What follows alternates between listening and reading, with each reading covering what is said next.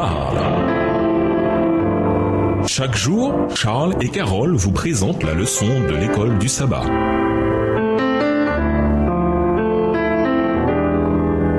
Bienvenue à votre émission. Dieu nous parle. Voilà la leçon de dimanche. Prophétie sur la Perse et la Grèce. Lisons Daniel 11 et versets 1 à 4. Que voyons-nous ici qui nous rappelle certaines prophéties que nous avons vues précédemment dans Daniel? Daniel 11 et versets 1 à 4. Et moi, la première année de Darius, le Mède, j'étais auprès de lui pour l'aider et le soutenir. Maintenant, je vais te faire connaître la vérité. Voici, il y aura encore 3 rois en Perse. Le 4e amassera plus de richesses que tous les autres. Et quand il sera puissant par ses richesses, il soulèvera tout contre le royaume de Javan. Mais il s'élèvera un vaillant roi qui dominera avec une grande puissance et fera ce qu'il voudra. Et lorsqu'il se sera élevé, son royaume se brisera et sera divisé vers les 4 vents des cieux. Il n'appartiendra pas à ses descendants et il ne sera pas aussi puissant qu'il était, car il sera déchiré et il passera à d'autres qu'à eux. Gabriel dit à Daniel que 3 rois sortiront de Perse. Ils seront suivis du 4e roi, qui sera le plus riche de tous et provoquera les Grecs. Après Cyrus, 3 rois exercent successivement le pouvoir sur la Perse. Cambyse, 530 à 522 avant Jésus-Christ, Sméardis, 522 avant Jésus-Christ, et Darius Ier, 522 à 486 avant Jésus-Christ. Le 4e roi est Xerxès, mentionné dans le livre d'Esther sous le nom d'Assyrus. Il est très riche. Esther 1, versets 1 à 7. Et mobilise une vaste armée pour envahir la Grèce, comme l'avait prédit la prophétie. Mais malgré sa puissance, il est repoussé par de vaillants soldats grecs en petit nombre. Il n'est pas difficile de reconnaître Alexandre le Grand dans le roi puissant qui se dresse dans Daniel 11, verset 3 et qui devient le chef absolu du monde antique. À l'âge de 32 ans, il meurt sans laisser de descendants pour régner sur l'Empire. Alors le royaume est divisé entre ses 4 généraux. Séleucos pour la Syrie et la Mésopotamie, Ptolémée pour l'Égypte, Lysimaque pour Thrace et des régions de l'Asie mineure, et Cassandre pour la Macédoine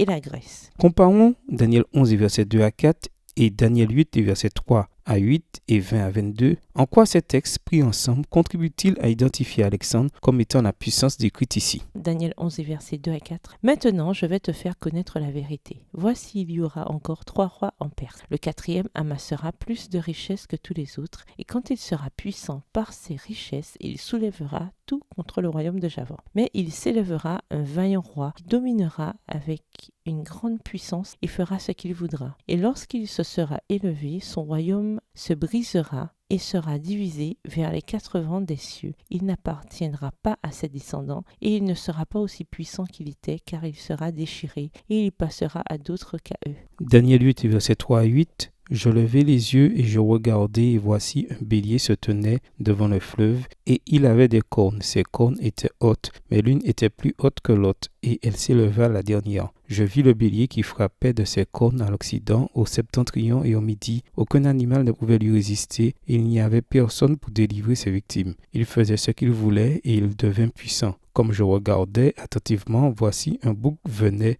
de l'Occident et parcourait toute la terre à sa surface sans la toucher. Ce bouc avait une grande corne entre les yeux. Il arriva jusqu'au bélier qui avait des cornes et que j'avais vu se tenant devant le fleuve, et il courut sur lui dans toute sa fureur. Je le vis qui s'approchait du bélier et s'irritait contre lui. Il frappa le bélier et lui brisa les 2 cornes sans que le bélier eût la force de lui résister. Il le jeta par terre et le foula. Et il n'y eut personne pour délivrer le bélier. Le bouc devint très puissant, mais lorsqu'il fut puissant, sa grande corne se brisa. 4 grandes cornes s'élevèrent pour la remplacer aux 4 vents des cieux. Daniel 8, les versets 20 à 22. Le bélier que tu as vu et qui avait des cornes, ce sont les rois des Mèdes et des Perses. Le bouc, c'est le roi de Javan. La grande corne entre ses yeux, c'est le premier roi. Les 4 cornes qui se sont élevées pour remplacer cette corne brisée, ce sont 4 royaumes qui s'élèveront de cette nation, mais qui n'auront pas autant de force. Que peut-on apprendre de cet assortiment de noms, de dates, de lieux et d'événements historiques? D'abord, nous apprenons que la prophétie s'accomplit telle qu'elle était prédite par le messager divin. La parole de Dieu ne se trompe jamais. Deuxièmement, Dieu est le Seigneur de l'histoire. Nous pouvons parfois avoir le sentiment que la succession de puissances politiques de chefs et de royaumes est propulsée par l'ambition des empereurs, des dictateurs et des politiciens de tous bords. Mais la Bible révèle que Dieu est au contrôle et qu'il tournera le gouvernail de l'histoire selon son dessein divin, qui conduira en fin de compte à l'éradication du mal et à l'instauration du royaume éternel de Dieu. Au revoir. Et à demain si Dieu veut.